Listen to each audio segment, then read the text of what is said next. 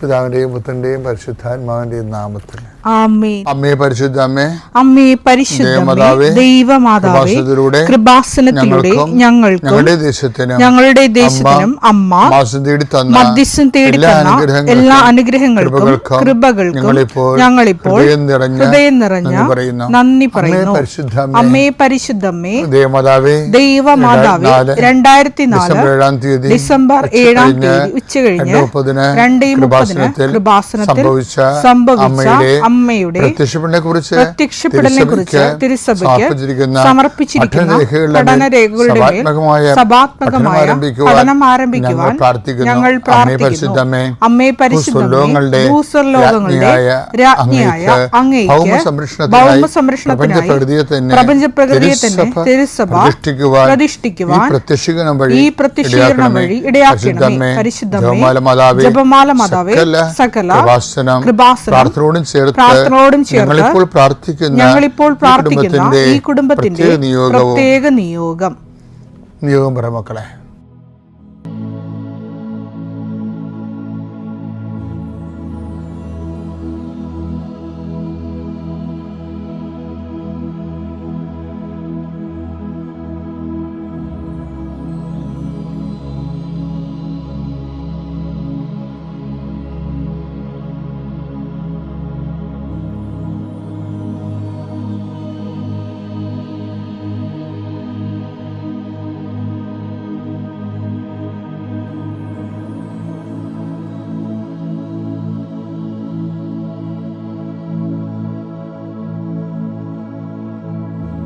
അമ്മയുടെ പ്രത്യക്ഷീകരണത്തിന്റെ ഈ അനുഗ്രഹവേളയിൽ ഞങ്ങൾക്ക് സാധിച്ചു തരുവാൻ കനിയണമേ. ആമേൻ. കർത്താവേ, നിന്റെ ഉന്നതമായ നാമത്തിന് സ്തോത്രം ചെയ്യുന്നു. കർത്താവേ, നിന്റെ വിശുദ്ധ പൗരോഹിത്യത്തെ മഹത്വപ്പെടുത്തണമേ. കർത്താവേ, പ്രാർത്ഥന എത്ര ലളിതമാണെങ്കിലും എളിയതാണെങ്കിലും ഇതുകൊണ്ട് എന്താണ് ഉദ്ദേശിക്കുന്നത് കർത്താവേ? നീയാണ് ഉദ്ദേശിക്കേണ്ടത്. നാനാവിധ രോഗികളെ കർത്താവേ, നിന്റെ വിശുദ്ധമായ രക്തം തളിക്കണമെന്ന് പ്രാർത്ഥിക്കുന്നു. ഡിപ്രഷൻ വന്നു പോയവർ, മനസ്സിടിഞ്ഞവർ, ഇപ്പോൾ കാണുന്നത് പോലെ നെഞ്ചിൻ്റെ ഉള്ളിൽ മുഴയുള്ളവരെ കർത്താവ് സ്പർശിക്കണമേ എന്ന് കണ്ണീരോടെ പ്രാർത്ഥിക്കുന്നു. ഉടലിൽ നിന്ന് വെള്ളം വന്നുകൊണ്ടിരിക്കുന്നവരെ കർത്താവ് സുഖപ്പെടുത്തുന്നുണ്ട്. കർത്താവ്, അടിവയറ്റിലെ വേദനകളും മുഴുവൻ എല്ലാത്തരം അസ്വസ്ഥതകൾ, ഭാരങ്ങൾ, എന്തൊക്കെ കെട്ടിയിരിക്കണ പോലെ തോന്നുന്ന അവസ്ഥകൾ കർത്താവിൻ്റെ നാമത്തിൽ സൗഖ്യമാകട്ടെ എന്ന് ഈശോനാമത്തിൽ പ്രാർത്ഥിക്കുന്നു. കർത്താവ്, ഇന്ന് ജോലി അന്വേഷിച്ച് പോകുന്നവരെ, കർത്താവ്, ഓപ്പറേഷന് വേണ്ടി ഒരുങ്ങിക്കൊണ്ടിരിക്കുന്നവരെ, ഓപ്പറേഷൻ 2.5 മണിക്കൂർ ഉണ്ടാകുമെന്ന് കേട്ടപ്പോഴൊരു പ്രയാസം നേടുന്നവരെ, അതിനെക്കുറിച്ച് ഭയങ്ങൾ തോന്നുന്നവരെ, എല്ലാ ഓപ്പറേഷനുകളെയും കർത്താവിൻ്റെ നാമത്തിൽ ഞാൻ ആശീർവദിക്കുന്നു. കർത്താവ്, പ്രസവത്തിലെ കുഞ്ഞിന് വെയിറ്റ് കൂടുതലാണ്, സിസേറിയൻ വേണമെന്ന് പറഞ്ഞപ്പോൾ അങ്ങനെ പറഞ്ഞിരിക്കുന്നവർ, അങ്ങനെ ഓരോരോ വിഷയത്തിൽ പ്രസവ സംബന്ധമായ വിഷയങ്ങളിൽ വിഷമിക്കുന്നവരും വേദനിക്കുകയും വീർമുട്ടുകയും ചെയ്യുന്നവരുടെ എല്ലാ ഭാരങ്ങളും മാറി മാതാവ് പ്രസവത്തിൻ്റെ ഓപ്പറേഷൻ്റെ ടൈമിൽ അല്ലെങ്കിൽ പ്രസവത്തിൻ്റെ സമയം നിൻ്റെ കൂടെ കൈകൾ പിടിച്ചുകൊണ്ട് പരിശുദ്ധ അമ്മയെ നിന്നെ ഏൽപ്പിക്കുന്നു. പിതാപുത്രനും പരിശുദ്ധാത്മാവായ സർവ്വേശ്വര എന്നേക്കും ആമേൻ. വിശ്വാസ പ്രമാണം. സർവശക്തനായ പിതാവും ആകാശത്തിന്റെയും ഭൂമിയുടെയും സൃഷ്ടാവുമായ ദൈവത്തിൽ ഞാൻ വിശ്വസിക്കുന്നു. അവിടുത്തെ ഏകപുത്രനും ഞങ്ങളുടെ കർത്താവുമായ ഈശോമിശിഹായിലും ഞാൻ വിശ്വസിക്കുന്നു. ഈ പുത്രൻ പരിശുദ്ധാത്മാവിനാൽ ഗർഭസ്ഥനായി കന്യകാമറിയത്തിൽ നിന്ന് പിറന്ന് പൊന്തിയോസ് പീലാത്തോസിന്റെ കാലത്ത് പീഡകൾ സഹിച്ച് കുരിശിൽ തറയ്ക്കപ്പെട്ട് മരിച്ച് അടക്കപ്പെട്ട് പാതാളങ്ങളിൽ ഇറങ്ങി മരിച്ചവരുടെ ഇടയിൽ നിന്ന് 3-ാം നാൾ ഉയർത്ത് സ്വർഗത്തിലേക്ക് എഴുന്നള്ളി സർവശക്തിയുള്ള പിതാവായ ദൈവത്തിന്റെ വലതുഭാഗത്തിരിക്കുന്നു. അവിടെ നിന്ന് ജീവിക്കുന്നവരെയും മരിച്ചവരെയും വിധിക്കുവാൻ വരുമെന്നും ഞാൻ വിശ്വസിക്കുന്നു. പരിശുദ്ധാത്മാവിലും ഞാൻ വിശ്വസിക്കുന്നു. വിശുദ്ധ കത്തോലിക്കാ സഭയിലും പുണ്യവാന്മാരുടെ ഐക്യത്തിലും പാപങ്ങളുടെ മോചനത്തിലും ശരീരത്തിന്റെ ഉയർപ്പിലും നിത്യമായ ജീവിതത്തിലും ഞാൻ വിശ്വസിക്കുന്നു. ആമേൻ. സുഖസ്ഥനായ ഞങ്ങളുടെ പിതാവേ, അങ്ങയുടെ നാമം പൂജിതമാകണമേ. അങ്ങയുടെ രാജ്യം വരണമേ. അങ്ങയുടെ തിരുമനസ് സ്വർഗത്തിലെ പോലെ ഭൂമിയിലുമാകണമേ. അന്നു വേണ്ടുന്ന ആഹാരം ഇന്ന് ഞങ്ങൾക്ക് തരണമേ. ഞങ്ങളോട് തെറ്റ് ചെയ്യുന്നവരോട് ഞങ്ങൾ ക്ഷമിക്കുന്നത് പോലെ ഞങ്ങളുടെ തെറ്റുകൾ ഞങ്ങളോടും ക്ഷമിക്കണമേ. ഞങ്ങളെ പ്രലോഭനത്തിൽ ഉൾപ്പെടുത്തരുതേ, തിന്മയിൽ ഞങ്ങൾ രക്ഷിക്കണമേ. ആമേൻ. നന്മ തെളിഞ്ഞു മറിയമേ, സ്വസ്തി. കർത്താവ് അങ്ങയുടെ കൂടെ സ്ത്രീകളിൽ അങ്ങ് അനുഗ്രഹിക്കപ്പെട്ടവളാകുന്നു. അങ്ങയുടെ ഉദരത്തിൻ ഫലമായി ഈശോ അനുഗ്രഹിക്കപ്പെട്ടവനാകുന്നു. പരിശുദ്ധ മറിയമേ, തമ്പുരാന്റെ അമ്മേ, പാപികളായ ഞങ്ങൾക്ക് വേണ്ടി ഇപ്പോഴും ഞങ്ങളുടെ മരണസമയത്തും തമ്പുരാനോട് അപേക്ഷിക്കണമേ. ആമേൻ. മക്കളെ, നമ്മളെ ഇന്നലെ കണ്ടത് ഒരു ബാങ്ക്രപ്സി എന്ന് പറഞ്ഞാൽ എന്താ? പാപ്പർ പാസ്. ചില ആൾക്കാർ പാപ്പർ പാസ് എന്ന് പറയത്തില്ല. എന്ന് വെച്ച് കഴിഞ്ഞാൽ ഇപ്പം ലോൺ എടുത്ത് ജപ്തിയായി നമുക്ക് അടക്കാൻ നിവൃത്തിയില്ല, നമ്മൾ ജയിലിൽ കേസ് കൊടുത്തവൻ ജയിച്ച് നമ്മൾ ജയിലിൽ പോയി വിചാരിച്ചു. അപ്പോൾ അതിനെ രക്ഷപ്പെടാനുള്ള മാർഗ്ഗമാണ് പാപ്പർ പാസ് എന്ന് പറയുന്നത്. വെച്ചാൽ നമ്മൾ ബാങ്ക്രപ്സാണ്, നമ്മുടെ 5 പൈസയില്ല. അപ്പോൾ ചില സത്യമായിട്ട് അങ്ങനെ വരും. അപ്പോൾ ഇതുപോലെ ആത്മീയമായിട്ട് നമ്മൾ പാപ്പർ പാസ്സാവും, നമ്മുടെ ഒന്നുമില്ല, നമുക്ക് സ്വർഗസ്ഥായ പിതാവ് ചെല്ലാനുള്ള ആവത് പോലും ഉണ്ടാകത്തില്ല. അപ്പം അങ്ങനെ പള്ളിയിൽ പോകാൻ തോന്നത്തില്ലെന്നൊക്കെ ഞാൻ ഇന്നലെ പറഞ്ഞില്ലേ, പ്രാർത്ഥിക്കാൻ തോന്നത്തില്ല.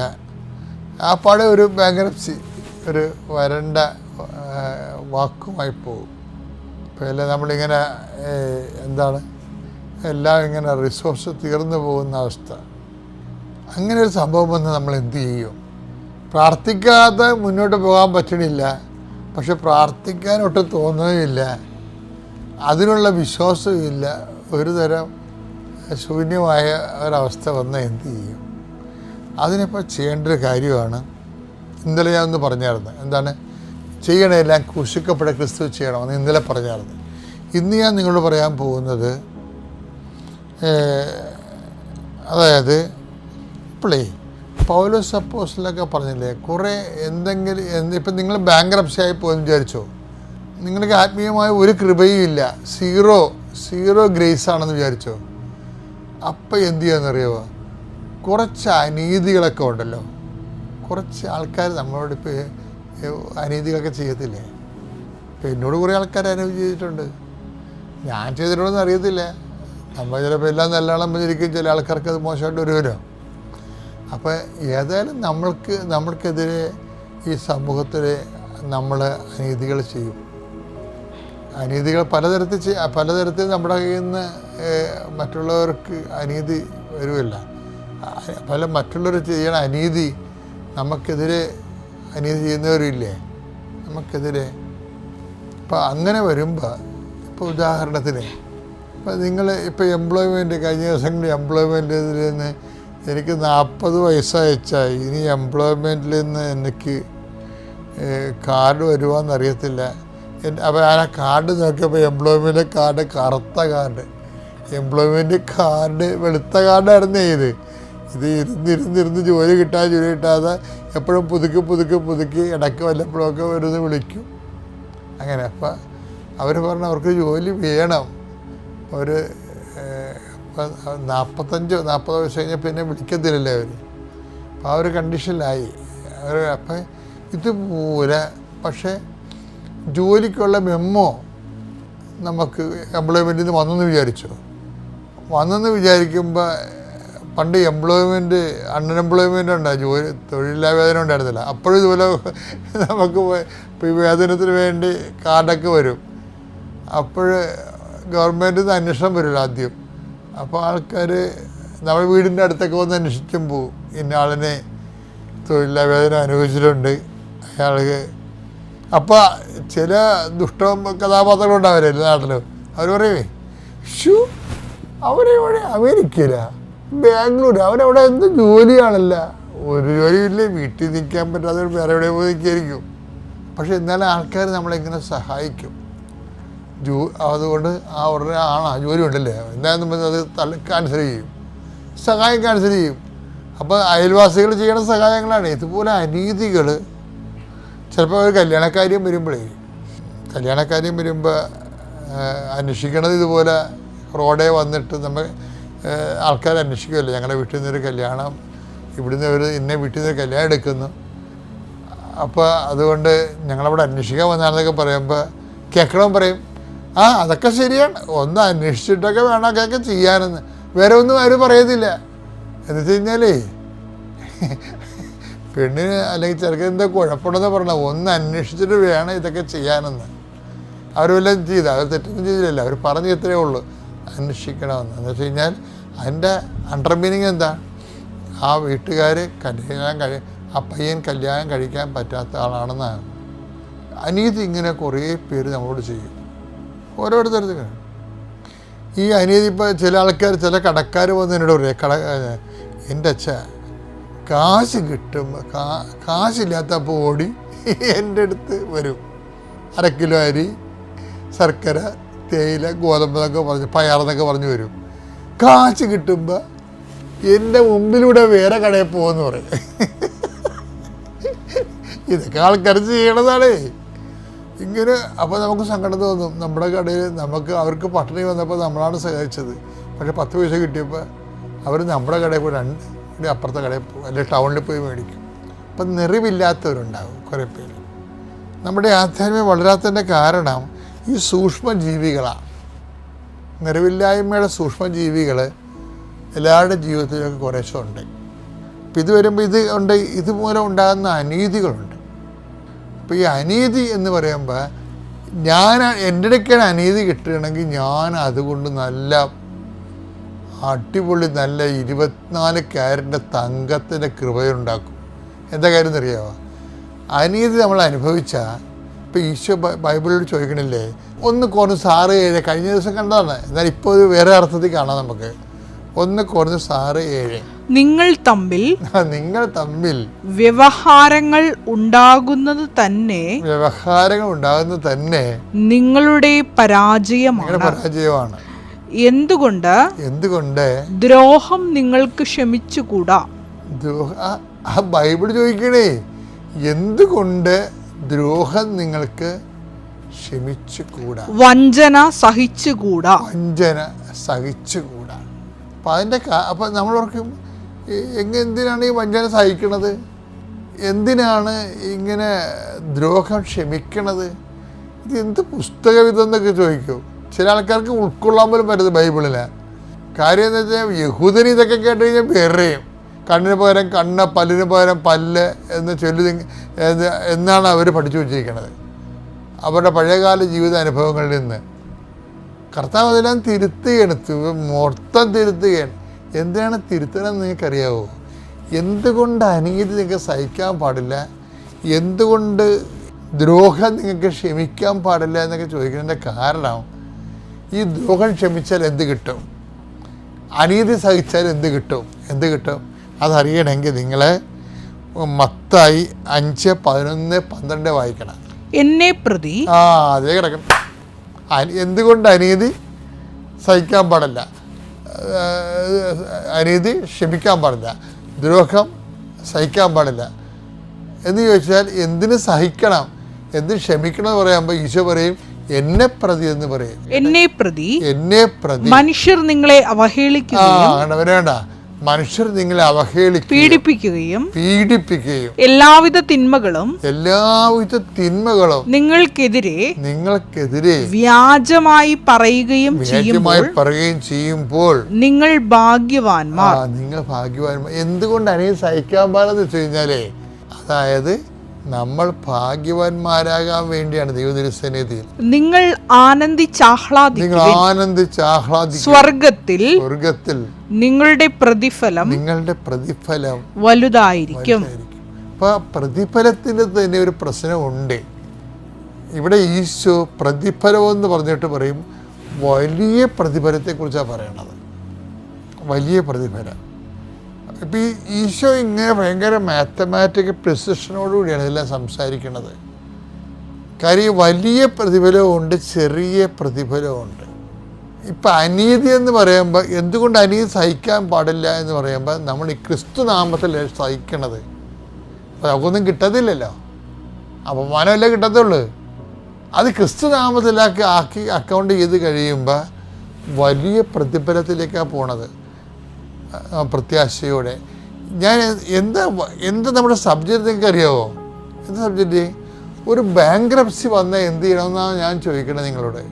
വിശ്വാസ തകർച്ച വന്നാൽ, പ്രാർത്ഥനാ തകർച്ച വന്നാൽ, പ്രാർത്ഥിക്കാൻ പറ്റാത്ത രീതിയിൽ സീറോ ഓയിലായി പോയാൽ നമ്മൾ എന്ത് ചെയ്യും? സീറോ എനർജി ആയിപ്പോയി.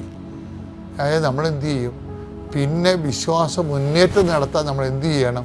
ഇതുപോലുള്ള അനീതികൾ നമ്മളോട് ചെയ്തവരോട് നമ്മൾ അങ്ങോട്ട് ചെന്ന് ക്രിസ്തുനാമത്തിൽ ഹൃദ്യമായി സംസാരിക്കുകയും അവരെ ആശീർവദിക്കുകയും അവരെ അനുഗ്രഹിക്കുകയും അവരെ സഹായിക്കുകയൊക്കെ ക്രിസ്തുനാമം ചെയ്തു കഴിഞ്ഞാൽ നമ്മൾ ബാങ്ക്രപ്സി ആയിപ്പോയ വിശ്വാസം പെട്ടെന്ന് ഷൂട്ടപ്പ് ചെയ്യും. അതാണ് ഇതിൻ്റെ ഒരു തന്ത്രം എന്ന് പറയുന്നത്. അപ്പം ഇങ്ങനെ ഉള്ള സാഹചര്യങ്ങളിൽ നമ്മൾ വളരെ ബുദ്ധിപരമായൊരു ഇൻവെസ്റ്റ്മെൻറ്റാണ് ബൈബിൾ നമ്മളിൽ നിന്ന് ഉദ്ദേശിക്കുന്നത്. ദൈവം നിങ്ങൾ അനുഗ്രഹിക്കട്ടെ. പിതാവിൻ്റെയും പുത്രൻ്റെയും പരിശുദ്ധ. നെക്സ്റ്റ് ഡേ ഞാൻ കോളേജിൽ ചെന്നു. എൻ്റെ ഹെഡ് ഓഫ് ദി ഡിപ്പാർട്ട്മെൻറ്റിനെ വിളിപ്പിച്ചു. സാറ് ഒന്നും പറഞ്ഞില്ല. സാറ് ഫുള്ള് അത് സൈൻ ചെയ്ത് തന്നു. അതിൻ്റെ ഒപ്പം തന്നെ പ്രിൻസിപ്പൽ സാറും, അതായത് 3 ദിവസമായിട്ട് തരില്ല എന്ന് പറഞ്ഞ സാറ് സൈൻ ചെയ്ത് തന്നു. ആരെങ്കിലും ഒരു എംപ്ലോയർ എനിക്ക് തന്നാൽ മതി. പക്ഷെ എനിക്ക് അവസാനം 2 എംപ്ലോയേഴ്സിൻ്റെ സർട്ടിഫിക്കറ്റ് കിട്ടി. എന്നിട്ട് ഞാൻ അപ്ലൈ ചെയ്തു. ഞാൻ പറഞ്ഞല്ലോ, ഞാൻ ജനുവരിയിൽ പാസ്സായത് എക്സാം. ഒരു 8-9 മാസമായിട്ട് ഒന്നും നടക്കുന്നില്ല. ഉടമ്പടി എടുത്ത് വിത്തിൻ 2 months എല്ലാം കംപ്ലീറ്റ് ആയി. ഇനി എനിക്ക് ഇൻ്റർവ്യൂവിന് അപ്ലൈ ചെയ്താൽ മതി. ഞാൻ ഇൻ്റർവ്യൂവിന് അപ്ലൈ ചെയ്തു. ഫസ്റ്റ് ഇൻ്റർവ്യൂ എനിക്കൊന്നും പറയാൻ പറ്റിയില്ല. അപ്പോൾ സെക്കൻഡ് ഇൻ്റർവ്യൂ ഞാൻ എന്ത് ചെയ്തു? ഞാൻ ഇവിടെ നിന്ന് വിശുദ്ധ തൈലം എൻ്റെ നാക്കിൽ വെച്ച് ഞാൻ മാതാവിനോട് പ്രാർത്ഥിച്ചു. ഞാൻ കുറേ വർഷം, ഒരു 3 to 4 years ആയി ടോട്ടലി എക്സാമിൻ്റെ പുറകിൽ ഞാൻ നടക്കുന്നു. എന്നിട്ട് ഞാൻ ഇൻ്റർവ്യൂ അറ്റൻഡ് ചെയ്തു. ഒരു 8 അവിടെ ഇൻ്റർവ്യൂ പാനൽ എന്ന് പറയുമ്പം 8 പേരുണ്ടായിരുന്നു. ഓരോ ഡിപ്പാർട്ട്മെൻറ്റും, ഇപ്പം ന്യൂനോട്ടോളജി ഒരാൾ, എത്തിക്സിൻ്റെ ഒരാൾ, ജനറൽ പീഡിയാട്രിക്സ് വേറൊരാൾ, ഒത്തിരി 8 ഡോക്ടേഴ്സ് ഒരുമിച്ച് വന്നിട്ട് ഇൻ്റർവ്യൂ ഇത് ചെയ്യുന്നത്. അപ്പം എനിക്ക് അത്രയും ഇതൊന്നുമില്ല. ഞാൻ വിശുദ്ധ തൈലം ഞാൻ നന്നായിട്ട് പ്രാർത്ഥിച്ചിട്ടാണ് ഞാൻ ഇൻ്റർവ്യൂ അറ്റൻഡ് ചെയ്തത്. ഞാൻ ഇതുവരെ ഇത്രയും നന്നായിട്ട് ഒരു ഇൻ്റർവ്യൂ ഞാൻ അറ്റൻഡ് ചെയ്തിട്ടില്ല. നോൺ സ്റ്റോപ്പായിട്ട് ഞാൻ ആൻസേഴ്സ് പറയുമായിരുന്നു. അത് കഴിഞ്ഞ് അത് December 6 ആയിരുന്നു. അപ്പോൾ എനിക്കൊരു വിശ്വാസമുണ്ട് December 7 മാതാവിൻ്റെ പ്രത്യക്ഷീകരണം എനിക്കൊരു ഗിഫ്റ്റായിട്ട്, മേ ബി എനിക്കത് ഞാൻ പാസ്സായതുള്ള റിസൾട്ട് വരുമായിരിക്കും. അപ്പം ഞാൻ മാതാവിനോട് പ്രാർത്ഥിച്ചു എനിക്കൊരു അടയാളം തന്നെ. അത് December 7 തന്നെ റിസൾട്ട് വന്നെന്ന് പറഞ്ഞു. അപ്പോൾ ഞാനൊരു തലേദിവസം വൈകുന്നേരം ഇൻ്റർവ്യൂ, അപ്പോൾ പിറ്റേ ദിവസം രാവിലെ റിസൾട്ട് വരേണ്ടതാണ്. ഞാൻ വിചാരിച്ചു 2:30 ആകുമ്പം മാതാവിൻ്റെ പ്രത്യക്ഷണ സമയത്തിന് റിസൾട്ട് കിട്ടുമെന്ന് പ്രതീക്ഷിച്ചു. പക്ഷെ അന്നേരം വന്നില്ല. അപ്പം ഞാൻ ഒരു വൈകുന്നേരമായി, രാത്രി ആയപ്പോഴും വന്നില്ല. അപ്പം ഞാൻ വിചാരിച്ചു ഓക്കെ, മേ ബി ഫെയിലായിട്ടുണ്ടാവും. ഫെയിലായിട്ടുണ്ടെങ്കിൽ അവർ റിപ്ലൈ തരത്തില്ല. കറക്റ്റ് രാത്രി 10:08 മാതാവ് സമയഘടികത്തിൻ്റെ 10:08 എനിക്ക് കോള് വന്നു. ഞാൻ ഇൻ്റർവ്യൂ പാസ്സായി. അവിടെ 3 സീറ്റ്സാണ്, 8 ഡോക്ടേഴ്സായിരുന്നു കാൻഡിഡേറ്റ്സ്. ആ 8 പേരിലും വെച്ചിട്ട് അവർ എന്നെയാണ് ഫസ്റ്റ് സെലക്ട് ചെയ്തിരിക്കുന്നത്. എനിക്കത്രയും, ടു ബി ഫ്രാങ്ക്, എനിക്ക് അത്രയും നോളജോ അല്ലെങ്കിൽ ഒരാളൊരു ക്വസ്റ്റ്യൻ ചോദിക്കുമ്പോൾ പറയാനുള്ള കഴിവോ അങ്ങനെയൊന്നും എനിക്കില്ല. അതിൽ ഈ 8 പേരിലും വെച്ചിട്ട് അവരെന്നെ സെലക്ട് ചെയ്തു. എന്നോട് പറഞ്ഞത് എങ്ങനെയാണ്, ഞങ്ങൾ ഒരു വർഷത്തെ വിസയാണ് നിങ്ങൾക്ക് തരുള്ളൂ, പക്ഷെ നിങ്ങളായതുകൊണ്ട് 3 years നിങ്ങൾക്ക് ഞങ്ങൾ വിസ എക്സ്റ്റെൻഡ് ചെയ്ത് തരുവാണ്. അതേപോലെ തന്നെ നമ്മൾ അവിടെ ചെല്ലുമ്പോൾ ആദ്യം ഷോർട്ട് ടൈം അക്കോമഡേഷൻ നമുക്കൊരു 2 weeks തരത്തുള്ളൂ. അത് കഴിഞ്ഞ് നമ്മൾ തന്നെ ലോങ് ടൈം അക്കോമഡേഷൻ നമ്മൾ തന്നെ ചെയ്യണം. പക്ഷെ അവരെന്നോട് പറഞ്ഞു 2 weeks അല്ല, 2 months നിങ്ങൾക്ക് ഞങ്ങൾ തരാം. അതായത് മാതാവ് അവിടെ എല്ലാ കാര്യത്തിലും ഇങ്ങനെ ഇടപെടുമായിരുന്നു. ഈവൻ സാലറിയുടെയൊക്കെ ആണെങ്കിലും നല്ലൊരു സാലറി തന്നിട്ട് 2 months നിങ്ങൾ സമയം എടുത്തോളൂ, അത് കഴിഞ്ഞിട്ട് നിങ്ങൾ എവിടെയാണോ നിങ്ങൾക്ക് അക്കോമഡേഷൻ കിട്ടുന്നത് അങ്ങോട്ടേക്ക് മാറാം, അങ്ങനെയൊക്കെ പറഞ്ഞിട്ട് ഒത്തിരി അനുഗ്രഹങ്ങൾ മാതാവ് എനിക്ക് തന്നു. അപ്പം ഞാൻ ചെയ്തുകൊണ്ടിരുന്നത് എന്താണെന്ന് വെച്ചിട്ടുണ്ടെങ്കിൽ, ഞാൻ എൻ്റെ OP ടൈമിലൊക്കെ ഫ്രീ ആയിട്ടിരിക്കുമ്പോഴത്തേക്കും സാക്ഷ്യങ്ങൾ കേൾക്കും ഫുൾ ടൈം. അതായത് ഞാൻ രാവിലെ എൻ്റെ ഒരു ഡേ സ്റ്റാർട്ട് ചെയ്യുന്നത് തന്നെ എന്നും 5:30 കഴിഞ്ഞിട്ട് പ്രത്യക്ഷീകരണ പ്രാർത്ഥന ചൊല്ലും. അത് കഴിഞ്ഞിട്ട് എനിക്ക് എപ്പോൾ ഫ്രീ ടൈം കിട്ടുന്നോ, ഒന്നുമില്ലെങ്കിൽ ഇവിടുത്തെ ധ്യാനം ഞാൻ പ്ലേ ചെയ്തുകൊണ്ടിരിക്കും, അല്ലെങ്കിൽ സാക്ഷ്യങ്ങൾ പ്ലേ ചെയ്തുകൊണ്ടിരിക്കും, അതല്ലെങ്കിൽ ഓഡിയോ ബൈബിൾ പ്ലേ ചെയ്തുകൊണ്ടിരിക്കും. അത് ഞാൻ എവിടെയാണെങ്കിലും എപ്പോഴാണെങ്കിലും ഞാൻ അതിങ്ങനെ കണ്ടിന്യൂസ് ആയിട്ട് ഇങ്ങനെ കേട്ടുകൊണ്ടിരിക്കും. കുറച്ചൊന്ന് ഡൗൺ ആണെന്ന് തോന്നുകയാണെങ്കിൽ ഉടനെ തന്നെ സാക്ഷ്യങ്ങൾ കേൾക്കും. അതേപോലെ തന്നെ ഞാൻ എവിടെ പോവുകയാണെങ്കിലും എൻ്റെ പേഴ്സിൽ ഉടമ്പടി കാശ് രൂപ ഉണ്ടാവും. ഇപ്പം രാത്രിയൊക്കെ നമുക്ക് എമർജൻസി കോൾസ് വരും, കുട്ടികളൊക്കെ ഫിറ്റ്സ് ആയിട്ട് അല്ലെങ്കിൽ ശ്വാസം മുട്ടലായിട്ട് ഭയങ്കര ക്രിട്ടിക്കൽ സ്റ്റേജിലൊക്കെ അവർ കാഷ്വാലിറ്റിയിൽ വരുമ്പം ഞാൻ ഈ ക്വാർട്ടേഴ്സിൽ നിന്ന് ഹോസ്പിറ്റലിലേക്ക് നടന്നു വരുന്ന സമയത്ത് ഞാൻ ഇത് വെച്ച് പ്രാർത്ഥിച്ചിട്ടുണ്ട്, ആ കുട്ടികൾക്കൊന്നും സംഭവിക്കരുത്. ഞാൻ നന്നായിട്ട് പ്രാർത്ഥിച്ചിട്ട് വരുമ്പോഴത്തേക്കും നമുക്ക് ആ ഒരു സിഗ്നിഫിക്കൻറ്റ് ഡിഫറൻസ് നമുക്കറിയാൻ പറ്റും. ആ ഒരു പ്രാർത്ഥനയുടെ ഫലം, ആ മാതാവിൻ്റെ ഇടപെടൽ നമുക്ക് അവിടെ അറിയാൻ പറ്റും.